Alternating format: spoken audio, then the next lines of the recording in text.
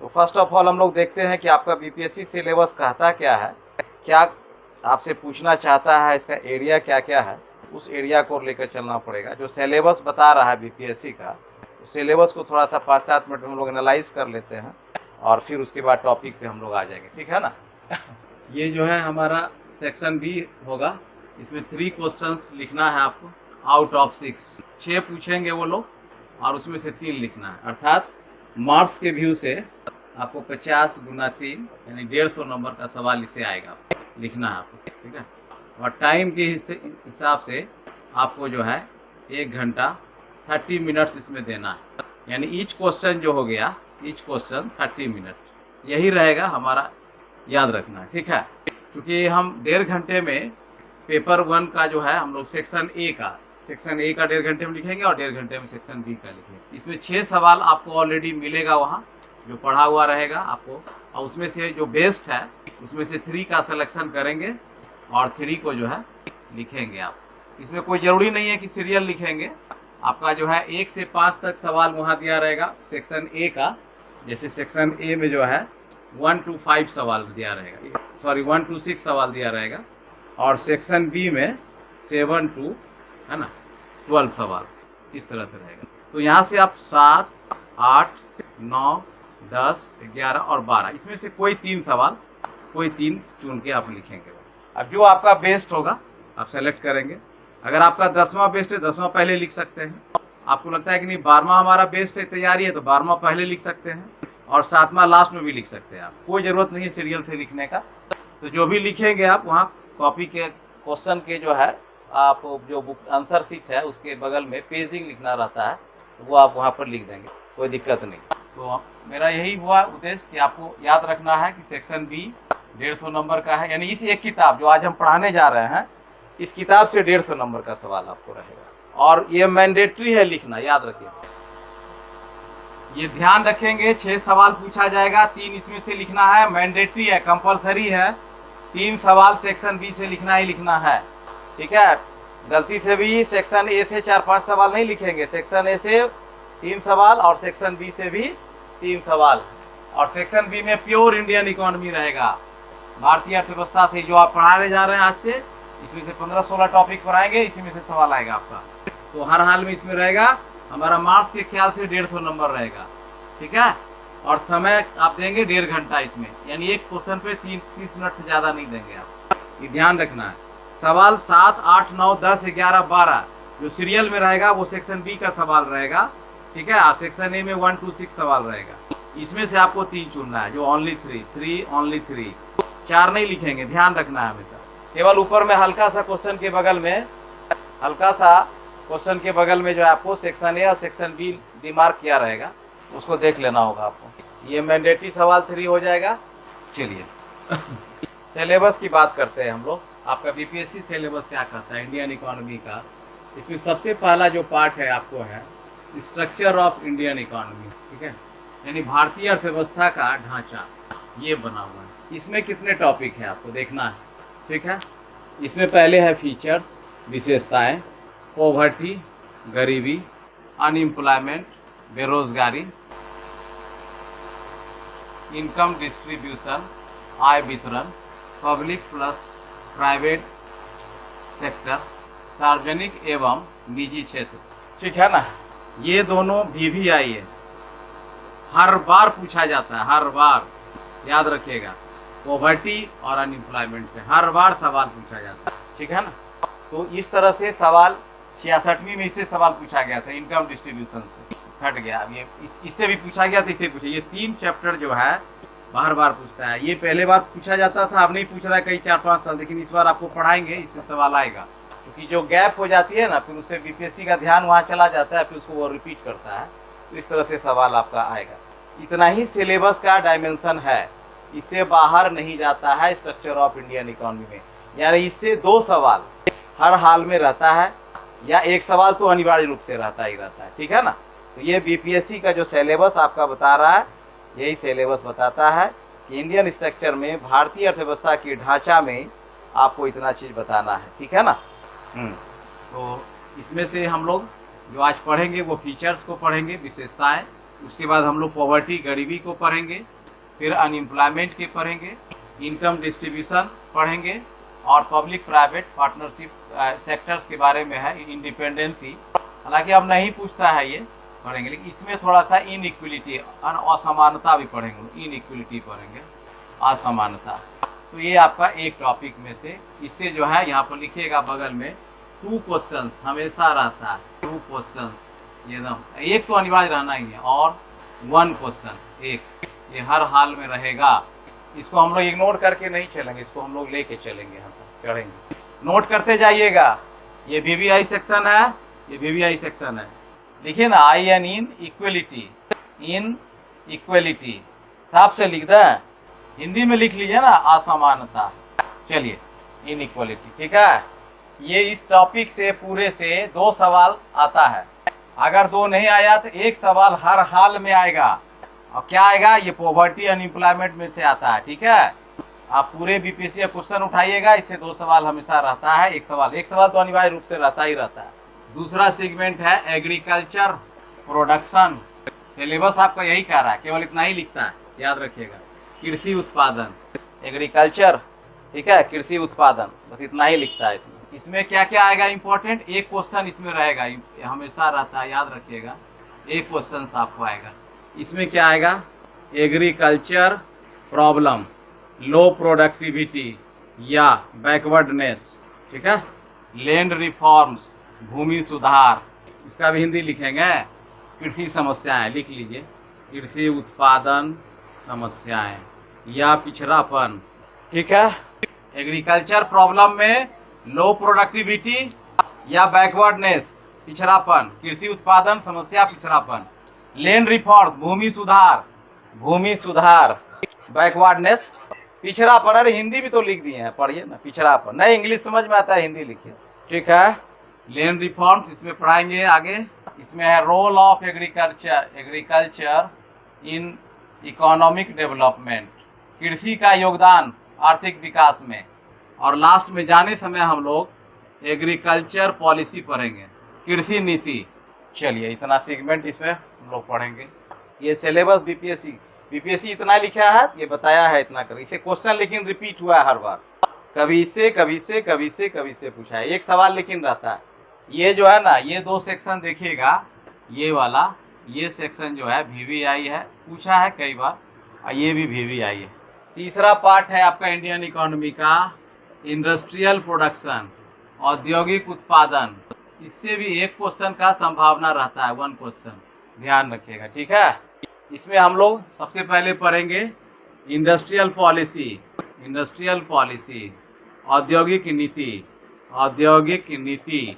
इसमें हम लोग देखेंगे 1948, 1956 और 1991, इसी को बोलते हैं न्यू इंडस्ट्रियल पॉलिसी। सिलेबस तो यही कहता है, लेकिन इसके बाद भी चेंज हुआ है तो हम लोग पढ़ेंगे, इसी में हम लोग पढ़ देंगे, आगे जाकर यहीं पढ़ेंगे LPG। ये तीनों में से कोई एक आता है, पूछता है हमेशा, याद रखिएगा, ठीक है। इस तरह से हम लोग इंडस्ट्रियल 1948, 1956 और 1991, 1991 न्यू इंडस्ट्रियल पॉलिसी, यही ना LPG आया था। माइक म्यूट कर लीजिए, क्वेश्चन पूछने के बाद माइक को म्यूट कर लीजिए काइंडली, आवाज इको होता है ना, इसीलिए। हाँ, 1956, 1991, इसको ऐसे गोल घेर दीजिए, 91, यही न्यू इंडस्ट्रियल पॉलिसी LPG, ठीक है। दूसरा हम लोग पढ़ेंगे लघु एवं कुटीर उद्योग, ठीक है, small and cottage industry. Syllabus यही कह रहा है, लेकिन यह हो जाता है SME, है ना, स्मॉल मीडियम माइक्रो इंटरप्राइजेज। और इसमें एक बहुत इंपॉर्टेंट है जो आता है, बार बार पूछता है, MRTP एक्ट, ठीक है, MRTP एक्ट, एकाधिकार प्रथा का नियंत्रण, ठीक है, एकाधिकार और प्रतिबंधात्मक व्यापार अधिनियम, इसको बोलते हैं एकाधिकार एवं प्रतिबंधात्मक नियम। पूछा है, बीपीएससी आपका 2 बार पूछ चुका है। अच्छा, इसमें ट्रेड पॉलिसी जोड़ दीजिए, यहाँ पर लिख दीजिए व्यापार अधिनियम कर दीजिए, ठीक है। Monopoly restriction trade policy, monopoly restriction trade policy, ठीक है। ये आपका 3 लिख लिए। चलिए, ये सब क्वेश्चन बता रहे हैं, ध्यान रखिए। ये अपने आप में क्वेश्चन है, क्वेश्चन है, क्वेश्चन है, इसलिए ध्यान रखिएगा। ये मतलब ये पेज भुलाइएगा नहीं, रखिएगा ध्यान में। ये पूरा आपको एक तरह से सजेशंस बन रहा है। चौथा सेगमेंट है इसका एग्रीकल्चर प्राइस पॉलिसी, कृषि मूल्य नीति, कृषि मूल्य नीति, ठीक है।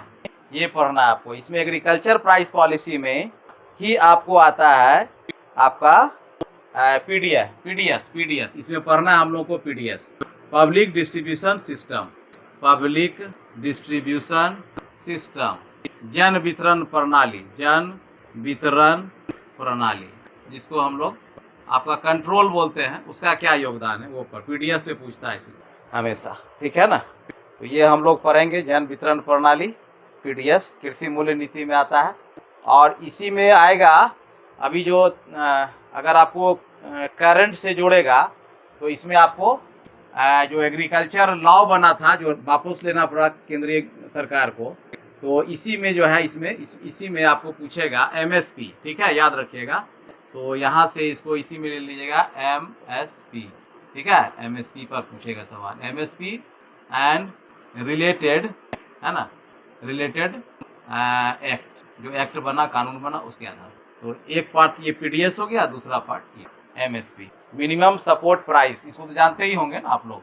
एमएसपी यानी मिनिमम, जो इकोनॉमिक्स के स्टूडेंट है तो जानते होंगे, बाकी सपोर्ट प्राइस, न्यूनतम समर्थन मूल्य, न्यूनतम समर्थन मूल्य। इस पर जो भी एक्ट है, जो बहुत विवाद में रहा था, देखे ना पिछले साल, तो इसमें से सवाल बनेगा, जोड़ देगा आपको, अप्लाइड जोड़ के पूछेगा आपको। तो एग्रीकल्चर प्राइस पॉलिसी, कृषि मूल्य नीति से हमको दो क्वेश्चन पढ़ना है, पीडीएस और एमएसपी, यही इसी में से सवाल हमारा रहेगा। बजट खूब बढ़िया पढ़े हैं आप लोग। बजट क्या है, बजट में घाटा कितने प्रकार का होता है, बजट कितने प्रकार का होता है, बजट की प्रवृत्तियां क्या होती है ना, राजस्व घाटा क्या होता है, प्राथमिक घाटा क्या होता है, मौद्रिक घाटा क्या होता है, ठीक है, राजकोषीय घाटा क्या होता है, भारत को बजट, घाटे का बजट क्यों अपनाता है, तो ये सारी चीज बातें आती है, ठीक है। लेकिन याद रखिएगा, लेकिन जो आपको फर्स्ट पेपर में बजट पढ़ा है वही बजट में क्वेश्चन उसी तरह रहेगा, लेकिन इसमें डेटा देना है, इसमें हम लोग को आंकड़ा प्रस्तुत करना है। इसमें सवाल क्या आएगा, इसमें सवाल आएगा कि भारत सरकार का 2022-23 के बजट की प्रवृत्तियां बताइए, ये सवाल आएगा, याद रखिए, प्रवृत्तियां बताएं, यानी कि इसको बोलते हैं trends of budget of financial year 2022-23, याद रखिएगा, एकदम हूबहू बजट पूछ देगा लिखने के लिए, इसलिए पूरे बजट को कंपाइल रूप से आपको जानना पड़ेगा, आपको समझना पड़ेगा इसमें, ठीक है ना। तो फर्स्ट क्वेश्चन आएगा, ये चूंकि इंडियन इकोनॉमी का पार्ट है, तो इंडियन इकोनॉमी में 5वां सेगमेंट है बजट, और इसमें से सवाल रहता ही रहता है। तो 2022-23 के बजट की प्रवृत्तियां बताएं, trends of the budget of finance year 2023, budget का पूरा जो भी आप पढ़े हैं बजट, ये पूरा बजट आपको उसमें कंपाइल करके, मतलब पूरा उतना नहीं लिखा है, कंपाइल करके लिखा, इस तरह से आपको इसमें क्वेश्चन पूछा जाएगा, समझ गया ना। और इसी में क्वेश्चन आता है फिजिकल पॉलिसी, ठीक है, physical policy of government of India, इसमें क्या आएगा, इसमें आएगा ट्रेंड्स, यानी क्या प्रवृत्ति रही है, ठीक है, इसमें आएगा अचीवमेंट, उपलब्धियां क्या क्या रही है, ये सब चीज आपको इसमें पढ़ना है। ये 2 सेगमेंट इसमें पढ़ना है बजट में, ये इंडियन इकोनॉमी में होगा। इससे 2 सवाल अब तक जो बीपीएससी पूछा है, इसे ही सवाल में घूमता हुआ रहा है, ठीक है ना। तो ये चीज आप लोग को जानना है, ठीक है ना। और यहीं पर जो है हम लोग लास्ट में फिजिकल पॉलिसी में इसको अलग से कर दीजिए, FRBM एक्ट पढ़ेंगे हम लोग, क्योंकि ये बजट का ही पार्ट है ना, FRBM एक्ट ये पढ़ेंगे हम लोग। तीसरा, इसे बीपीएससी पूछ चुका है, FRBM एक्ट। तो इसमें से कोई एक पूछे, या तो बजट पूछे, फिजिकल पॉलिसी बिहार सरकार की उपलब्धियां प्रवृत्तियां पूछे, या FRBM एक्ट पूछे, ये तीनों में से आपको एक लिखना पड़ेगा सवाल वहाँ। अचीवमेंट उपलब्धियां, हाँ, ये है प्रवृत्तियां, और ये है उपलब्धियां, ठीक है, उपलब्धियां। तो दिस इज द 2 सेगमेंट, है ना, विच में be asked in the mains BPSC examination First of all, the budget, the trends of the budget of the finance year 2022 and 23, and thereafter the second question may be asked from the fiscal policy of the government of India, and thereafter FRBM Act may be asked in the question. Yani one question may be asked from this topic, and as I have said you, the budget याद रखना है, ये पढ़ लेना है, ये पूछेगा ही पूछेगा, एक सवाल यहाँ पे बनता ही बनता है, लेकिन आपको निर्भर करता है कि आप किस क्वेश्चन को बेटर जानते हैं और किसको आप वहाँ बढ़िया परफॉर्मेंस कर सकते हैं। क्योंकि ये सब रखिएगा लास्ट में, कारण क्या, ये FRBM Act लिख सकते हैं, फिजिकल पॉलिसी, इसीलिए कारण क्या है, इतना डाटा दोनों में भरा हुआ, इतना डेटा है कि आप समझ लीजिए, उतना डेटा आप याद कर पाएंगे और घर में कम से कम 10 से 15 बार लिख लेंगे, तब ये क्वेश्चन दोनों वहाँ लिखाएगा। और एक भी डेटा गलत नहीं होनी चाहिए, क्योंकि ये भारत सरकार का डेटा है। आप लिखेंगे कि भाई राजस्व घाटा इतना था, अंदाजी लिख देंगे तो क्वेश्चन गलत हो जाएगा। फिजिकल डेफिसिट इतना था, अंदाजी लिखेंगे गलत हो जाएगा। ठीक है, कुल बजट पड़ी भी है इतना था, है ना, कुल टैक्सेशन से इतना था, सब गलत हो जाएगा। तो इतना डेटा भरा हुआ है इस पर कि आपको थोड़ी सी कठिनाई हो सकती है। ठीक है, लेकिन अगर इमरजेंसी पड़ा, यानी कि 2 क्वेश्चन आप इंडियन इकोनॉमी में सेलेक्ट कर लिए और तीसरा हर हाल में इसे ही लिखना है, तो इसके लिए तैयार रहिएगा वहाँ पर आपको। ठीक है, आपको अपना ब्रह्मास्त्र लेके चलना पड़ेगा वहाँ पर, और भी अच्छी क्वेश्चन आएगा तो उसमें लिख सकते हैं आप। ठीक है, तो क्लियर हो रहा है ना, आपको पहला बता दिए सारा इंडियन इकोनॉमी का स्ट्रक्चर, उससे 2-3 सवाल बनेगा। देयर आफ्टर आपको बताए क्या, एग्रीकल्चर, उसके बाद इंडस्ट्री पॉलिसी, उसके बाद एग्रीकल्चर प्राइस, और उसके बाद बजट। ठीक है, ये 5 सेगमेंट आपका हुआ जिसमें क्वेश्चन आपका बनेगा। मीठा है, देखिए सिलेबस जो है ना, जो अच्छे बच्चे होते हैं ना, सिलेबस उनको याद होनी चाहिए, याद रखिएगा। प्रीवियस ईयर का क्वेश्चन और सिलेबस उसके दिमाग और ओंठ पे होनी चाहिए, इसलिए बता दे, रटना नहीं है, आपको एक आइडिया होनी चाहिए ना कि क्वेश्चन बनता कैसे, बनाता कैसे है। आप किसी चीज को पढ़ने जा रहे हैं और आपको आइडिया ही नहीं है, तो फिर दिक्कत होगी ना वहाँ पर। चलिए आइए 5 सेगमेंट, छठा सेगमेंट आइए, देखिए जो अभी तुरंत पढ़ाए थे आपको, अभी जस्ट खत्म किए हैं। क्या है वो, फॉरेन ट्रेड यानी कि विदेशी व्यापार। इससे भी सवाल पूछेगा आपको। अब वहाँ आप बोलिए कि सर वहाँ जो पढ़ाए थे वो थ्योरी पढ़ाए थे, यहाँ डेटा का खेल है, यहाँ पर डेटा पूछेगा आपको। चैप्टर वही सब है जो आप पढ़े हैं, इसलिए तो पहले बेस बना दिया गया आपको। बहुत बच्चे हल्ला कर रहे थे इंडियन इकोनॉमी पढ़ा दीजिए, अरे समझ में नहीं कीजिएगा, विदेशी व्यापार क्या है, भुगतान संतुलन क्या है, विनिमय दर क्या है, IMF IBRD क्या है, लोन कहाँ से आता है, लोन कहाँ जाता है, कौन किस चीज़ के लोन देता है, किस डोर से मिलता है। ठीक है, तब तो फॉरेन ट्रेड पे आइएगा। इसीलिए आपको पहले थ्योरी बता दी गई, thereafter applied portion. Indian economy pure applied है, ये व्यवहारिक अर्थशास्त्र है, यहाँ पर सारा अप्लाइड चीज पढ़ना है आपको। तो फॉरेन ट्रेड में आप क्या पढ़ेंगे, फॉरेन ट्रेड में आप पढ़ेंगे इसमें BOP, भुगतान संतुलन। ठीक है, बैलेंस ऑफ पेमेंट, इससे एक क्वेश्चन आपको पूछेगा। इसे पूछेगा कि भारत के भुगतान संतुलन की प्रकृति, प्रवृत्ति एवं स्थिति को स्पष्ट करें। अब बोलिए क्या लिखिएगा इसमें, समझ रहे हैं? इस तरह से अप्लाइड क्वेश्चन आपका इसमें बैलेंस ऑफ पेमेंट से आपको पूछेगा। इसमें पूछेगा न्यू ट्रेड पॉलिसी। ठीक है, न्यू ट्रेड पॉलिसी या न्यू, है ना, फॉरेन ट्रेड पॉलिसी, इसको फॉरेन लिख दीजिए, अच्छा रहेगा। ट्रेड मतलब यहाँ विदेशी भी हो जाता है, इसको फॉरेन कर दीजिए क्योंकि हम लोग फॉरेन पढ़ रहे हैं। New foreign trade policy. ठीक है, इसी में भी और भी आ सकता है न्यू एक्सपोर्ट पॉलिसी, है ना, एक्सपोर्ट प्लस इंपोर्ट, आयात निर्यात नीति, यही हो गया और क्या, यही चीज़ है, और दोनों एक ही चीज़ है, बदल सकता है, आपको आगे कर सकता है। तो ये जो बना था ना, ये बना है 2015 से 20 तक, ये वाला पूछा है एक बार, आप पूछ सकते हैं, आया है। ठीक है, इसी में पूछेगा FDI, भारत में FDI की प्रवृत्ति क्या है। FDI होनी चाहिए फॉरेन डायरेक्ट इन्वेस्टमेंट, है ना, प्रत्यक्ष विदेशी निवेश, फॉरेन डायरेक्ट इन्वेस्टमेंट। ठीक है, तो इस तरह से सवाल आपका बनता है। ठीक है ना, अब एक तो नया पैटर्न देखिए, BPSC पूछा था, इससे भी आ गया कि ठीक UPSC के सिलेबस को उठा लिया है।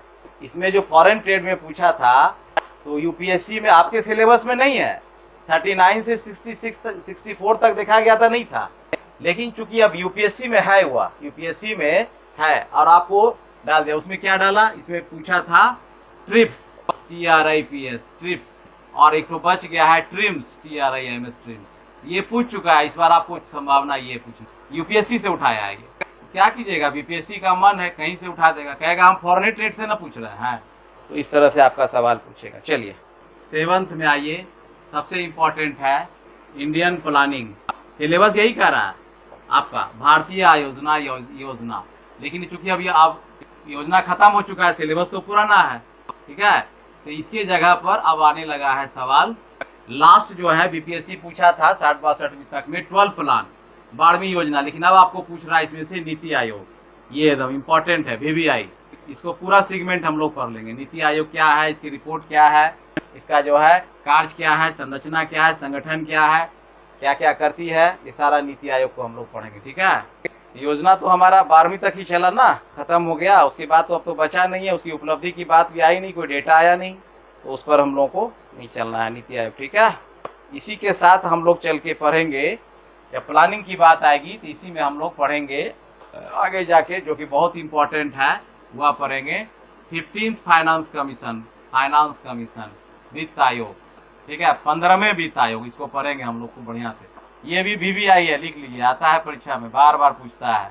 तो इसमें हम लोग प्लानिंग में 2 ही चीज पढ़ेंगे, मॉनेटरी पॉलिसी, फाइनेंस, इसको फाइनेंस एंड बैंकिंग है, चैप्टर का नाम है फाइनेंस एंड बैंकिंग, ठीक है।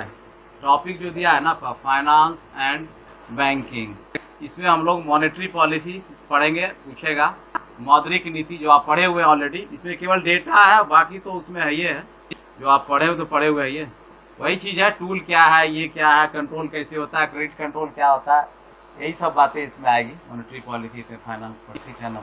इसमें बैंकिंग रिफॉर्म्स पूछा है बीपीएससी आपको, बैंकिंग रिफॉर्म्स, नरसिंघम आयोग का जो रिपोर्ट आया था बैंकिंग रिपोर्ट्स में, वही लिखना है इसमें, बैंकिंग रिफॉर्म्स आया था, ठीक है, बैंकिंग सुधार, इस पर भी एक सवाल आई थी। तो आप इतना पढ़ लें इसमें, और तो आप कुछ है नहीं आपका इसमें बहुत ज़्यादा।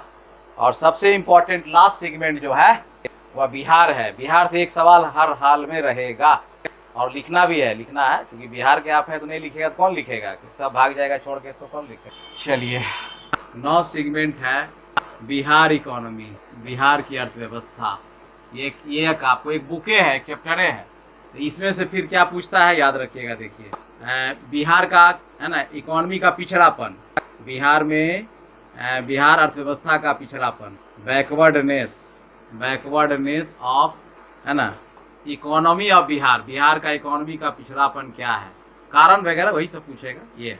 दूसरा एग्रीकल्चर, कृषि से संबंधित समस्या, बिहार का, भारत का तो पढ़िए लिए, अब बिहार का, है ना, पॉवर्टी, गरीबी क्यों है, बिहार में गरीबी क्यों है, इसका कारण, इसका निदान क्या है, सरकार क्या योजना निकाली है, कृषि पिछड़ापन क्यों है, कि कृषि सुधार के लिए बिहार सरकार क्या कदम उठा रही है, ये सब क्वेश्चन आएगा, ठीक है।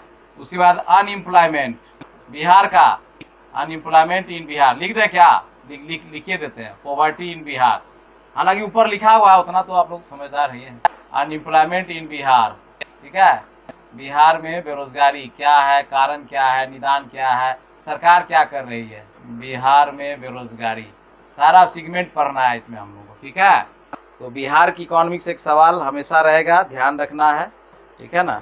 उसके बाद इसी में आ जाएगा लैंड रिफॉर्म, बिहार में जो भूमि सुधार विवाद है, तो इसके क्या सरकारी प्रयास हो रहे हैं अब तक, क्यों नहीं सफल हो रहा है बिहार में लैंड रिफॉर्म, ये सब क्वेश्चन पूछा हुआ है बीपीएससी में।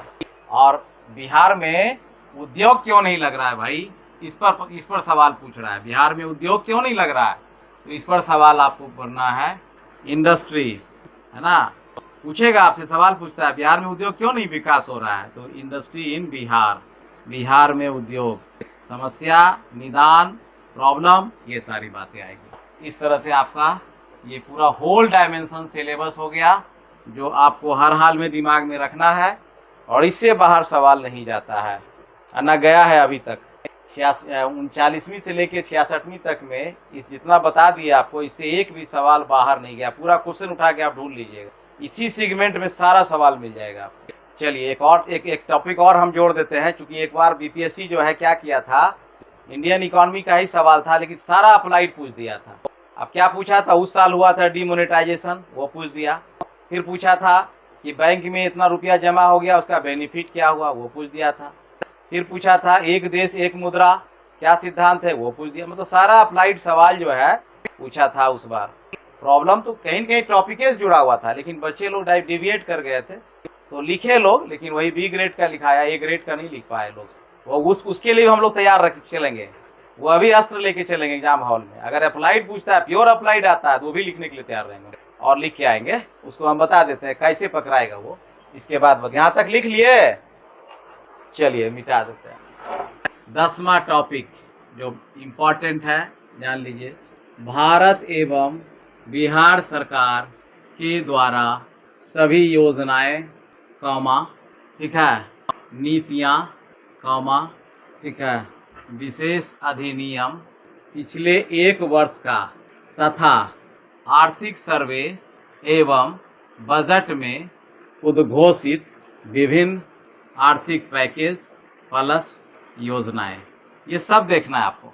और ये आप करंट में ऑलरेडी पढ़ रहे होंगे, पढ़ चुके भी होंगे आप लोग, लेकिन इसको इंडियन इकोनॉमी में जोड़ना है आपको। उस योजना को लाके यहाँ पर जोड़ना है और उसको डिटेल में आपको बताना है, वहाँ करना है, ठीक है। अब आपसे पूछ देगा कि कोविड काल में भारत सरकार के द्वारा जो आर्थिक आत्मनिर्भर पैकेज जो घोषणा की गई थी, उससे अर्थव्यवस्था में कितना सुधार हुआ है बताइए, ये पूछ देगा आपको। तो सारा स्कीम से है, कुछ नहीं करना है। 4 बार घोषणा हुआ है, 4 बार के बारे में बताना है, किस क्षेत्र के लिए हुआ, किसके लिए हुआ, पूरा डिटेल 2 से 2.5-3 पेज में लिख दे। इस तरह से आपको एक सेगमेंट ये लेके चलना है हमेशा। और ये आप लोग ऑलरेडी बजट में पढ़ रहे होंगे, सर्वे पढ़े ही है, उसमें बहुत सारा योजना हम भी बताए थे, लिखाए थे आपको। नीतियाँ बिहार सरकार का जो भी है, अब जैसे कृषि रोड मैप है बिहार सरकार का, ठीक है। अभी हाल में इंडस्ट्री पॉलिसी घोषणा किया, जिसमें इथेनॉल की स्थापना फैक्ट्री लगाई जा रही है। अभी हाल में फिर देखिए, अभी जो है कल परसों के पेपर में भी दिया हुआ था कि जो है 5 करोड़ रुपए तक जो है उसको विशेष आर्थिक क्या कहते हैं उसको रियायत दी जाएगी, सब्सिडी दी जाएगी लगा। तो ये सारी चीज़ बातें आएगी, वो बिहार सरकार का आपको लिखना पड़ेगा उस सब में। तो अगर बिहार का कोई टॉपिक बनाते हैं, लिखते हैं, तो उसमें आपको ये सब लिखना। तो चलते चलते आप इतना 10 सेगमेंट आपको बता दिए, इसी में से 5-6 सवाल लिखना है आपको। ये 6 सवाल आएगा, 3 सवाल लिखना है उसमें। सब जो अच्छा लगे आपको वो अपना लिखिएगा, जिसमें आपका डेटा मजबूत हो, जिसमें आपका पकड़ अच्छा हो, जो घर में कम से कम 5-10 बार लिख चुके हो, वो सवाल वहाँ पर आप बनाएंगे, लिखेंगे। विकल्पहीनता का फायदा नहीं होना चाहिए, विकल्प वहाँ हमेशा रहेगा आपके पास। और कुछ ऐसे टॉपिक आएंगे तो फिर हम लोग बीच में जोड़ देंगे उसको, लेकिन पूरा होल फिगर, पूरा ब्रह्मांड जो है, यूनिवर्स, इतना ही आपका इंडियन इकोनॉमी का, ठीक है। कुछ आगे पीछे सवाल तो होते ही रहता है, कुछ कुछ हो सकता है। देखिए, जिस साल की मैं बात कर रहा था वो बता देता हूँ, वो किस साल पूछा गया था। ये आपको है 60 से 62वीं में सवाल आया था, उस समय आपका चल रहा था, इस तरह की बातें हो रही थी। देखिए उसमें क्या क्या पूछा था। अब आप लोग आइडिया लगा लेंगे कि योजना मैंने क्यों डाला है और मैंने क्यों आपको कहा है योजना भी पढ़ के चलना है। देखिए वहाँ एक सवाल आया था, अंत्योदय योजना पर लिखिए टिप्पणी, ठीक है। दूसरा आया था डायरेक्ट बेनिफिट ट्रांसफर, डीबीटी पर लिखिए।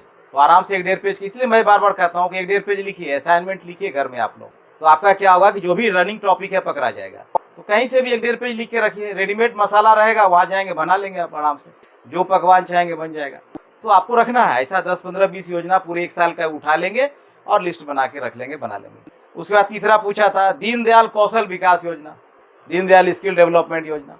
और उसके बाद पूछा उज्ज्वला योजना, जो गैस मिलता है, गैस सब्सिडी महिलाओं को दिया जा रहा है, गरीबी रेखा से नीचे लोगों को। उसके बाद पूछा था कोर बैंकिंग सिस्टम, बहुत अच्छी तरह सारे चीज लिख सकते थे आप।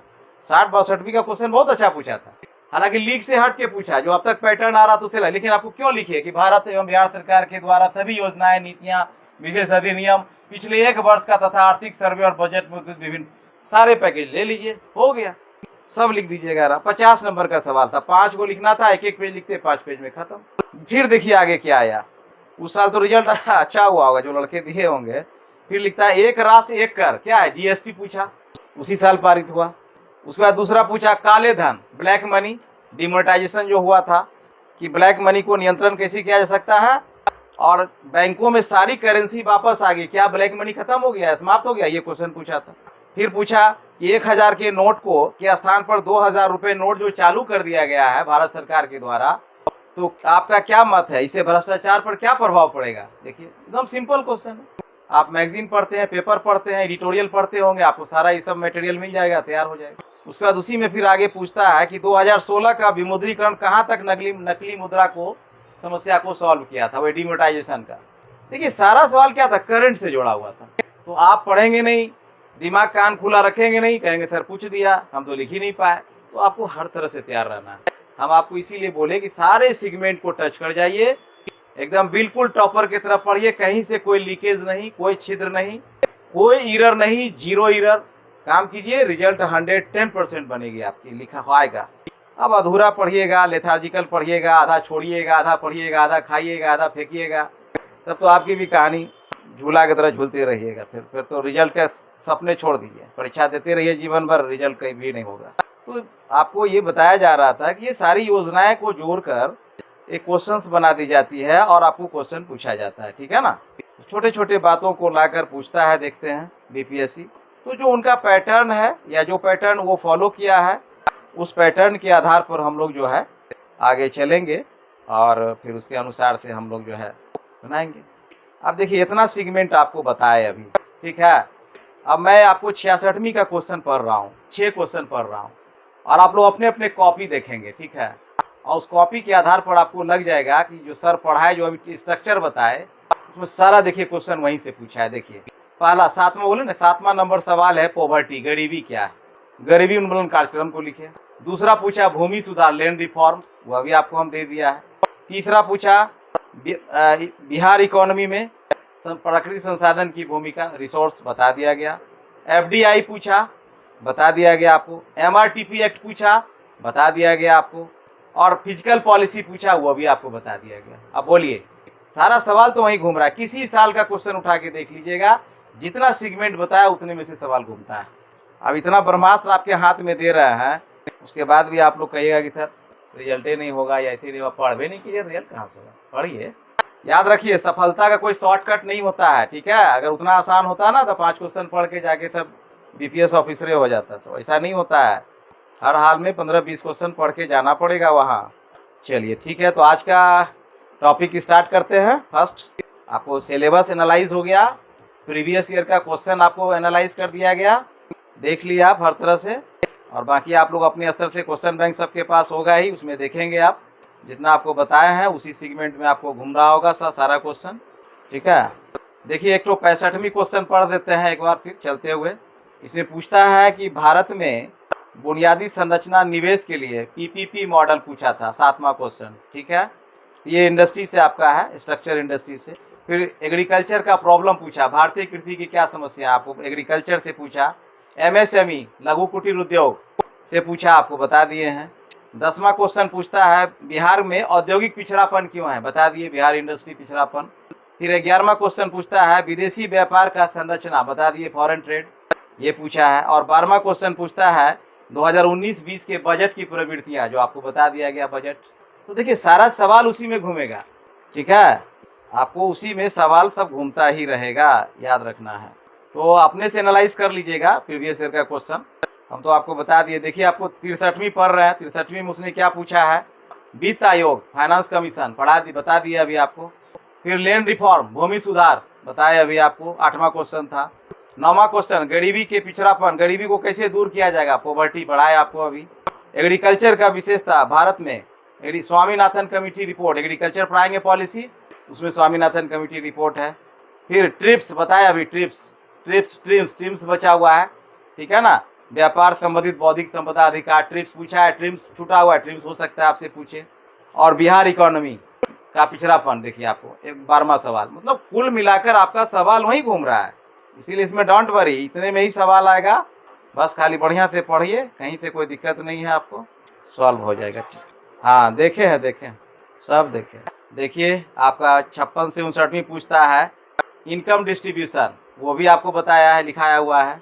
उसके बाद पूछता है भारतीय मानसून पर निर्भर करता है भारतीय कृषि, कैसे प्रभावित करता है मानसून, तो कि वो एग्रीकल्चर का पिछड़ापन बता रहा है। इंडस्ट्री पॉलिसी 1991 का पूछा, वो भी आपको बता दिए हैं। निर्धनता बेरोजगारी के प्रमुख कारक, दोनों मिला के पूछा है, पॉवर्टी अनएम्प्लॉयमेंट, वो आपको बताया गया है। बजट की प्रवृत्तियाँ, ट्रेंड ऑफ बजट, फिर पूछा आपसे, वो लिखा है। और 12वीं पंचवर्षीय योजना उस समय चल रहा था, तो आप नहीं पूछेगी आपसे, आपकी नीति आयोग पूछेगा आपसे। इस तरह से आपका सवाल था। मौद्रिक नीति उद्देश्य क्या है, हाल के वर्षों में भारतीय रिजर्व बैंक की मौद्रिक नीति का वर्णन करें। तो मॉनेटरी पॉलिसी आपको बताया। बेरोजगारी का कारण, नेचर एंड काउज फिर पूछा, और पीडीएस सिस्टम, सार्वजनिक वितरण प्रणाली का सारा सवाल वहीं से घूम रहा है। इसलिए आप लोग अपना पढ़ेंगे, देखेंगे उसमें जो भी है, अपना दिमाग आँख कान खुला रखेंगे, जो बातें आएगी। इंडियन इकोनॉमी अप्लाइड है, याद रखिएगा सब लोग। आर्थिक समाचार का अखबार पढ़ेंगे, योजना कुरुक्षेत्र जरूर पढ़ेंगे। पीआईबी में जो भी योजना आएगी, नई नई स्कीम आएगा, वो सबको आप डाउनलोड करके प्रिंट करके उसका नोट्स घर में रखेंगे आप लोग। देखिए अप्लाइड है, इसका कोई ठिकाना नहीं है, कुछ भी आपसे पूछा जा सकता है, लेकिन आपका जोड़ के ही पूछेगा। अप्लाइड में यही रहता है दिक्कत। तो आपको कुछ नहीं करना, बेसिक चीज़ जानना है और वहाँ पर उसको रिलेट करके खूब बढ़िया से एडजस्ट करके आपको लिख देना है वहाँ सवाल। चलिए लिखिए। तो पहला था structure of the Indian economy, लिखिए उसमें फर्स्ट लिखिए स्ट्रक्चर ऑफ इंडियन इकोनॉमी, पहला 1 नंबर जो आपको लिखाए थे। भारतीय अर्थव्यवस्था की ढांचा, उसका फीचर्स लिखा देते हैं। ये बीपीएससी 4 बार अब तक पूछी है, उसके बाद फिर नहीं पूछी है, लेकिन पूछेगा तो आपसे लिखिएगा, सिंपल है कुछ नहीं। भारतीय अर्थव्यवस्था की विशेषताएं, फीचर्स ऑफ इंडियन इकोनॉमी। देखिए भारतीय अर्थव्यवस्था, जो इंडियन इकोनॉमी की हम लोग बात करते हैं, तो ये इंडियन इकोनॉमी, हमारा जो नेचर है इंडियन इकोनॉमी भारतीय अर्थव्यवस्था का, वह ना तो कैपिटलिस्टिक है और ना ही जो है सोशलिस्टिक है, ठीक है ना। ये हमारा मिक्स्ड इकोनॉमी है, मिश्रित अर्थव्यवस्था है। ये मिश्रित अर्थव्यवस्था क्या होता है भाई? तो मिश्रित अर्थव्यवस्था उस अर्थव्यवस्था को कहा जाता है जिस अर्थव्यवस्था में, है ना, निजी उपक्रम तथा सार्वजनिक उपक्रम, यानी कि पब्लिक सेक्टर और प्राइवेट सेक्टर, ठीक है, ये दोनों का अस्तित्व विद्यमान होता है। यानी कि दोनों रूप में चलता है, ना तो केवल कैपिटलिस्टिक होती है, पूंजीवादी होती है, जैसे कि अमेरिकी अर्थव्यवस्था है ना, केवल पूंजीवादी है, वहाँ मतलब केवल लाभ के लिए काम होता है। यहाँ हमारे यहाँ सार्वजनिक उपक्रम, पब्लिक सेक्टर भी काम करती है, अर्थात वह अर्थव्यवस्था जिस अर्थव्यवस्था में निजी भागीदारी भी हो, उपलब्ध हो, और सार्वजनिक भागीदारी भी उपलब्ध हो, अर्थात निजी कंपनियां भी काम कर रही हो और सरकार की ओर से सार्वजनिक जो पब्लिक सेक्टर है वह भी काम करता हो, अर्थव्यवस्था में अपना योगदान दे रहा हो, तो ऐसी अर्थव्यवस्था को हम लोग मिश्रित अर्थव्यवस्था या मिक्स्ड इकोनॉमी कहा जाता है। तो कैपिटल इकोनॉमी किसको कहा जाता है? जहाँ केवल निजी लाभ के लिए निजी कंपनियां काम करती हो, सारा निजी प्राइवेट सेक्टर ही वहाँ काम करता है, ठीक है। तो इस तरह से, लेकिन हमारा 1991 के पहले जो है, खास करके हम लोगों का झुकाव जो था ना, वह ज़्यादा ही हमारा सोशलिस्टिक की ओर था, और हम लोग ज़्यादा जो है पब्लिक सेक्टर पर ज़्यादा हम लोग फोकस किए हुए थे। लेकिन जैसे ही हमने एलपीजी को अडॉप्ट किया, देयर आफ्टर जो है हम अपने इकोनॉमी को धीरे धीरे जो स्ट्रक्चरल चेंज हुई, संरचनात्मक बदलाव हुआ, वह हमने चेंज कर दिया, और धीरे धीरे हमारा जो है पार्ट, जो रेशियो प्रोपोर्शनल था वो कम किए हम। आज बहुत ही कम क्षेत्र जो है पब्लिक सेक्टर में बचा है, कुछ लिमिटेड क्षेत्र को पब्लिक सेक्टर में रखा गया है, बाकी सारे क्षेत्र को प्राइवेट सेक्टर के लिए खोल दिया गया है। इसलिए तो पीपी मोड की बातें आती है, पब्लिक प्राइवेट पार्टनरशिप के द्वारा काम कराया जा रहा है। तो हम लोग जब इकोनॉमी की बात करते हैं तो उसमें 2 सेगमेंट आता है। एक होता है बिफोर लिबरलाइजेशन, अर्थात 1947 से लेके तो इसमें जो 2 बातें आती, जब फीचर्स की बात आएगी तो पहला आता है बिफोर लिबरलाइजेशन, एक आता है आफ्टर लिबरलाइजेशन। ये जो है बिफोर होता है 1947 से लेके 1991 तक का, ये पीरियड माना जाता है, और आफ्टर लिबरलाइजेशन जो पीरियड होता है वो 1991 से लेके अब तक का होता है। तो ये जो है दो पीरियड भारत में देखा गया था। क्योंकि भारत की अर्थव्यवस्था का जो कायाकल्प हुआ वो 1991 के बाद हुआ है। उसके पहले जो है हम लोग का जो फोकस्ड था, वो फोकस्ड था हमारा पब्लिक सेक्टर के प्रति ज़्यादा था, पब्लिक सेक्टर के प्रति हम लोगों का झुकाव था। उसके बाद यहाँ जो है हमारा यहाँ जो है पब्लिक सेक्टर को हम गौन किए और प्राइवेट सेक्टर को ज़्यादा फोकस हम लोगों ने किया। तो इधर का स्ट्रक्चर कुछ और था, यहाँ लाइसेंस राज था, यहाँ हर चीज़ के लिए सरकार की परमिशन लेनी पड़ती थी, कोई एफडीआई नहीं आ पा रहा था, कोई प्राइवेट इन्वेस्टर इन्वेस्ट नहीं कर पा रहा था। और ये ठीक इसका रिवर्स हो गया, यहाँ लाइसेंस राज समाप्त हो गया, नई औद्योगिक नीति आई, नई आर्थिक नीति आई और एफडीआई आया, वर्ल्ड ट्रेड का हम मेंबर बने, फिर धीरे धीरे जो है हमारा सारा इकोनॉमी हमने खोली। तो 2 फीचर्स हमारे सामने उभर के आता है इंडियन इकोनॉमी का। एक आता है हमारा जब हम निजी उदारीकरण को हम अपनाए थे, तो उदारीकरण के पूर्व की नीति जो 1947 से 1991 है, और दूसरा हमारा आता है 1991 से लेके हमारा जो सिचुएशन बना है।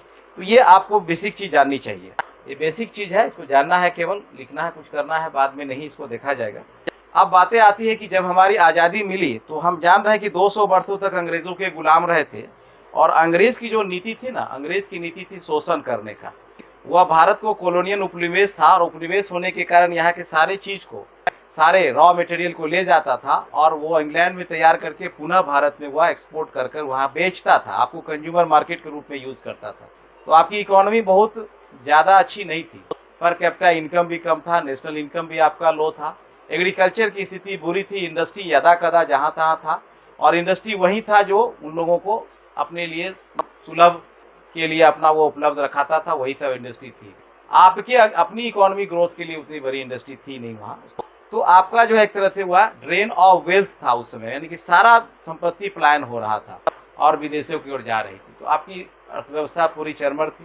तो जैसे ही आपने आज़ादी लिया, आज़ादी लेने के बाद आपने योजना आयोग को, प्लानिंग कमीशन को आपने इस्टेब्लिश किया, और 1951 से आपने योजना लागू किया। धीरे धीरे आपने सोशलिज्म को सबसे पहले अडॉप्ट किया आपने। सोशलिज्म में भी आपने जो है फिर धीरे धीरे आपने अपने स्तर को चेंज किया, और चेंज करने के बाद आप लिबरलाइजेशन की ओर आए। तो शुरू में आप लोगों को जो क्या किया, आप लोग क्योंकि सोवियत रूस से प्रभावित था हमारा, तो सोवियत रूस के हम लोग योजना उन्हीं का अपनाए, और उन्हीं के स्कीम्स पर हम लोगों ने बड़े इंडस्ट्री, बृहत उद्योग को इस्टेब्लिश करना यहाँ स्टार्ट किया। और देखेंगे आप प्रथम योजना, द्वितीय योजना, तृतीय योजना तक कई बड़े बड़े इंडस्ट्री, बड़े बड़े उद्योग, चाहे स्टील प्लांट हो, आयरन स्टील हो, तो सारे प्लांट लोगों का जो है अपना सारे प्लांट्स का इस्टेब्लिशमेंट चलता रहा। तो ये हिस्ट्री है, केवल इसको जानना है, लिखना नहीं है कहीं इस तरह की बातें। थोड़ा बहुत हमको फोकस करना है डेटा के आधार पर। और आपकी इकोनॉमी आज जो स्थिति में आई है, वह आप इतने लंबे यात्रा के बाद देख रहे हैं कि आपकी स्थिति जो है, आप वर्ल्ड के 5वीं सबसे बड़ी अर्थव्यवस्था बन चुके हैं, ठीक है। और आपका आने वाला समय में 5 ट्रिलियन की अर्थव्यवस्था होने जा रही है। जिस तरह से आपका ड्रीम है, तो आप एक वर्ल्ड का लीडिंग कंट्री होने जा रहे हैं। पहले कहाँ थे आप, और पहले आप कहाँ आ गए। तो ये सारी चीज़ें कैसे संभव हुई? ये संभव हुई आपकी नीतियों के कारण, आपकी आर्थिक नीति के कारण, आपका एलपीजी के कारण, आपके दूरदर्शी सोच के कारण, है ना, आपके अपने आत्मनिर्भरता स्टेप्स के कारण, और आप जो विश्व व्यापार में आपके जो सहभागिता बढ़ा है उसके कारण।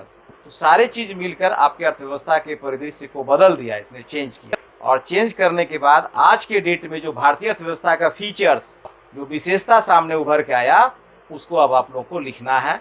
क्योंकि पुराना भी लिखना है, आज़ादी के समय जो विरासत में अंग्रेज़ों ने हमको दे के गया उसको लिखना है, और उसके साथ ही जो उस चीज़ को हम कितना दूर कर पाए और अब तक जो पहुंच पाए इस लंबी यात्रा में कितना हमने सुधार किया, उसको भी लिखना है। यानी कि 1947 से लेके आज तक का पूरे फीचर्स को उसमें डालना है।